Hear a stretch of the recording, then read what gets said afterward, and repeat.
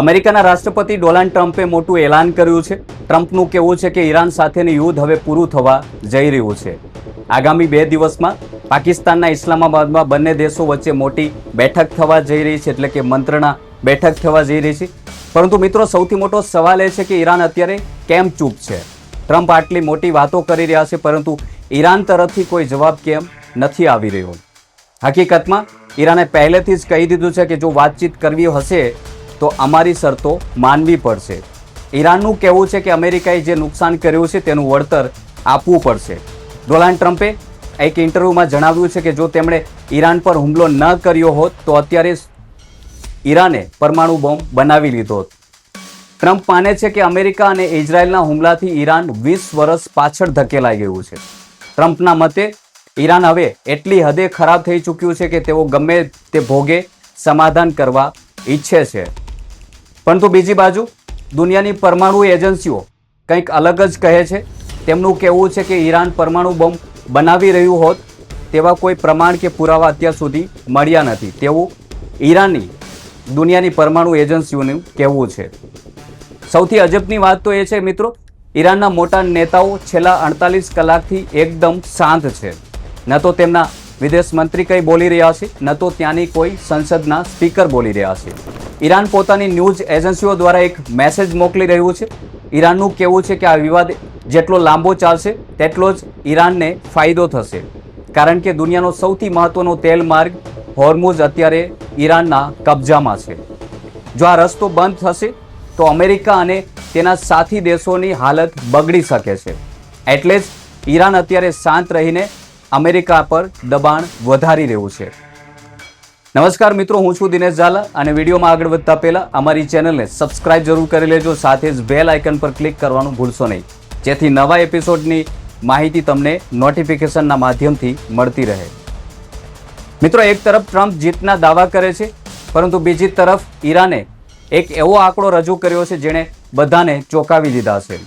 Iran સરકારના પ્રવક્તા ફાતમે મોહજરાનીએ ખુલાસા કર્યા છે કે અમેરિકા અને ઇઝરાયલના હુમલામાં ઈરાનને અત્યાર સુધીમાં $270 અરબ મોટું નુકસાન થયું છે. ઈરાને સ્પષ્ટ કર્યું છે કે જો પાકિસ્તાનમાં મંત્રણા થશે તો આ નુકસાનનું વળતર સૌથી મોટો મુદ્દો હશે. ઈરાન અત્યારે બે રીતે આ નુકસાનની ગણતરી કરી રહ્યું છે.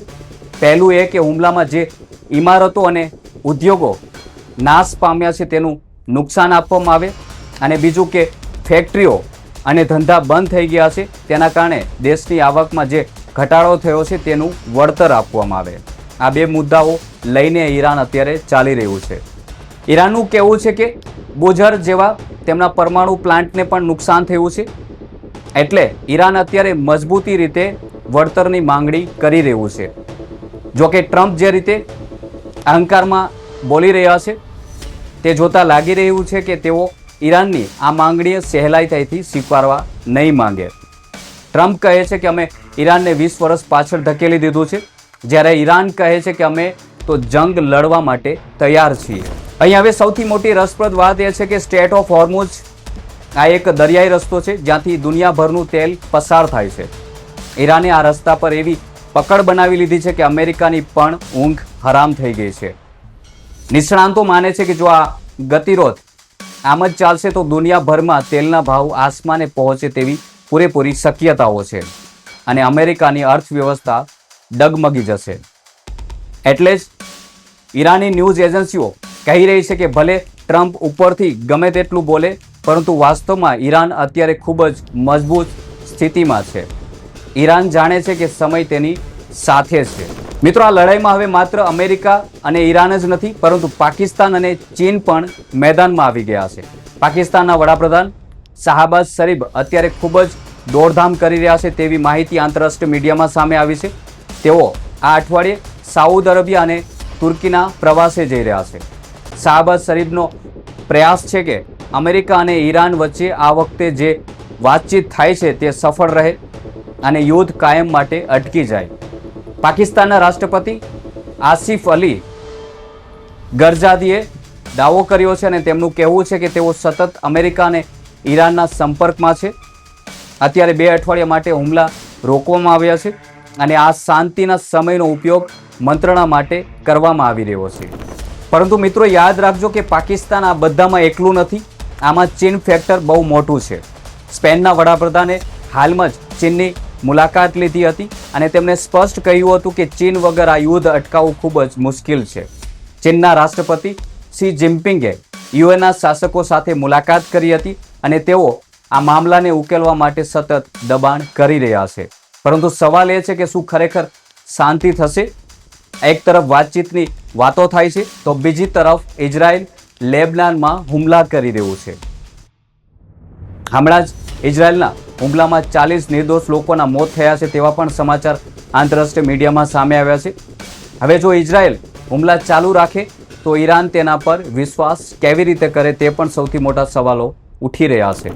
અમેરિકાના આગામી ઉપરાષ્ટ્રપતિ જેડી વેન્સ કહી રહ્યા છે કે આ વખતે અમે કોઈ નાની મોટી સમજૂતી નહીં કરીએ પરંતુ એક મોટી ડીલ કરવા માંગીએ છીએ. અમેરિકા પોતાની શરતો માનવા માંગે છે પરંતુ ઈરાન અત્યારે ઝૂકવા તૈયાર નથી. ઈરાને અમેરિકાની નસ પકડી લીધી છે અને એ નસ છે તેલનો વેપાર. એટલા માટે તો નિષ્ણાતો કહી રહ્યા છે કે હોર્મુઝના દરિયાના માર્ગમાં જો વિવાદ વધ્યો તો આખું મધ્ય પૂર્વ એશિયા યુદ્ધની આગમાં સળગી શકે છે. મિત્રો આ યુદ્ધમાં સૌથી મોટો ખતરો તેલના ભાવનો છે. હોર્મુઝના દરિયાઈ માર્ગોમાં લાંબા સમય સુધી નાકાબંધી રહી તો અમેરિકા અને ઈરાન બંનેની અર્થવ્યવસ્થાને ભારે નુકસાન થશે. ટ્રમ્પને લાગે છે કે અમેરિકાની મોટી અર્થવ્યવસ્થા આ નુકસાનને સહન કરી લેશે પરંતુ વાસ્તવમાં આખી દુનિયાના બજારમાં ખળભળાટ મચી જશે. ઈરાન અત્યારે દુનિયાની દરરોજની જરૂરિયાતનું 2% તેલ આપે છે પરંતુ જો હોર્મુઝનો રસ્તો બંધ થાય તો 1,20,00,000 બેરલ તેલ અટકી જશે. આ આંકડો એટલો મોટો છે કે તેલના ભાવ ક્યાં જશે તેની કલ્પના પણ કોઈ કરી શકશે નહીં. બીજી એક મહત્વની વાત તો એ છે કે આ સીઝ ફાયર એટલે કે શાંતિના સમયનો ઉપયોગ ઈરાન પોતાની તૈયારીઓ મજબૂત કરવા માટે કરી રહ્યું છે. અહેવાલો મુજબ ઈરાન તે જગ્યાઓ પરથી કાટમાળ હટાવી રહ્યું છે જ્યાં હુમલાઓ થયા હતા અને પોતાની મિસાઇલ સિસ્ટમો ફરીથી ગોઠવી રહ્યું છે. ઈરાનને ન તો અમેરિકા પર ભરોસો છે ન તો ઇઝરાયલ પર. ચીન પણ ઈરાનની સતત મદદ કરી રહ્યું છે. ચીન ઈરાનને એવી હથિયાર પ્રણાલી આપી રહ્યું છે જેના પછી અમેરિકા કે ઇઝરાયલ ફાઇટર જેટ ઈરાન પર ઉડી નહીં શકે. આનાથી યુદ્ધનું આખું ચિત્ર બદલાઈ શકે છે. ટ્રમ્પ ભલે કહેતા હોય કે યુદ્ધ ખતમ થઈ ગયું છે પરંતુ હકીકતમાં આ શાંતિ માત્ર એક દેખાવો છે તેવું પણ લાગી રહ્યું છે. ઇઝરાયલ કદાચ નથી ઈચ્છતું કે આ યુદ્ધ વિરામ સફળ થાય. જાણકારોનું કહેવું છે કે ઇઝરાયલ આ શાંતિ પ્રક્રિયાને તોડવા માટે કોઈ પણ હદ સુધી જઈ શકે છે. ટ્રમ્પ માટે આ માત્ર ચૂંટણી જીતવાનો એક દાવ છે જ્યારે ઈરાન માટે આ પોતાના અસ્તિત્વની લડાઈ છે.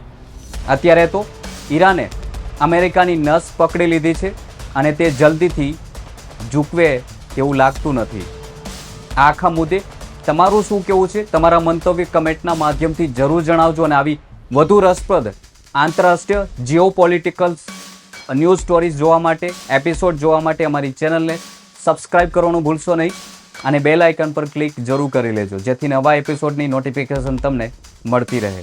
જય હિન્દ.